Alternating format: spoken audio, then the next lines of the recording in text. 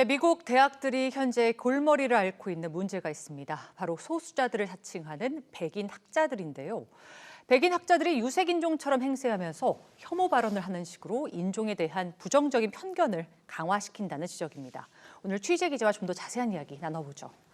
황대훈 기자, 네. 백인 학자들이 백인이 아닌 척을 한다. 애당초에 이런 일이 어떻게 가능한 건가요? 이게 CNN에서 보도한 내용인데요. 인터넷에서 왜 남자가 여자인 척하면서 얘기를 한다든지 여자가 남자인 척하면서 얘기를 하는 그런 상황하고 비슷한 걸로 보시면 될 것 같습니다. 예. 최근에 뉴햄프셔 대학의 한 백인 남성 교수가 이주민 여성인 척하는 트위터 계정을 운용했던 게 발각이 돼서 교수 자리에서 물러난 사건이 있었습니다. 근데 이런 사례가 미국에 계속 나오고 있습니다. 작년에도 조지 워싱턴 대학에서 제시카 크루그라는 교수가 스스로를 흑인이라고 주장해 왔는데 알고 보니 금발 백인 유대인이었다는 폭로가 나왔고요. 네. 인디언 원주민인 척을 하다가 적발된 교수도 있었습니다.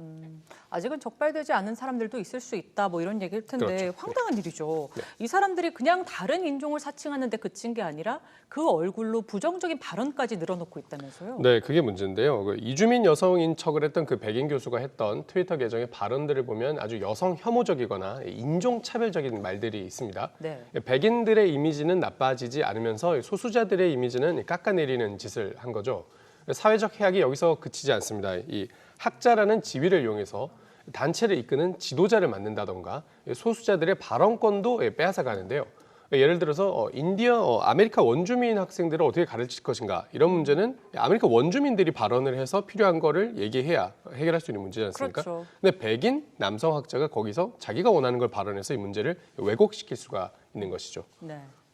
이 대학들이 이제 이런 사례가 적발이 될 때마다 뭐 계정을 삭제한다든지 뭐 학자들을 사임시키는 방식으로 대처는 하고 있는데 뭐 예방할 수 있는 뾰족한 방안은 없는 상황입니다. 어떻게 보면 신종 인종차별의 어떤 방식이다 이렇게 보여지는데 네. 소수자들 입장에선 차별도 억울한데 그보다 더한 이중고까지 겪고 있으니 참 많이 억울하겠다 이런 생각이 듭니다. 그렇습니다. 네. 자, 다음 소식 한번 살펴보겠습니다. 학생들이 원격 수업을 하다 보니까 온라인 접속 시간도 자연스럽게 늘어나고 있는데 문제는 이 안에서 디지털 자해를 하고 있는 학생들도 많아지고 있다고요? 네, 미국 교육 매체인 에듀케이션 위크에서 보도한 건데요. 디지털 자해 이거 저도 이번에 처음 들어봤는데요. 예. 우리 사춘기 청소년들 가운데 좀 심리적으로 불안정하고 또 주변에 관심을 받고 싶어하는 청소년들이 스스로 자해를 한 다음에 이 사진을 SNS에 올리는 경우 우리나라에서도 자주 발견되는 현상이었습니다. 예전에 있었죠. 예. 근데 디지털 자해는 신체적 자해가 아니라 일종의 사이버 폭력을 자기 자신에게 휘두르는 행태를 말하는데요. 위스콘신 유클레어 대학에서 사이버 폭력을 연구하는 저스틴 패친 교수가 설명한 바에 따르면 익명으로 활동할 수 있는 SNS 계정을 만들어서 자기 자신에게 너는 왜 이렇게 멍청하냐, 뭐 혹은 왜 이렇게 못생겼냐 이런 식의 폭언을 스스로에게 가하는 식으로 이게 드러난다고 합니다. 네. 이게 2016년에 조사한 바로는 미국에서 12살에서 17살 학생 5,500명한테 물어보니까 5%에서 6% 정도 비율로 이런 디지털 자해를 하고 있다는 응답이 나왔고요. 남자아이들이 여자아이들보다는 조금 더 많이 하는 것으로 조사됐다고 합니다.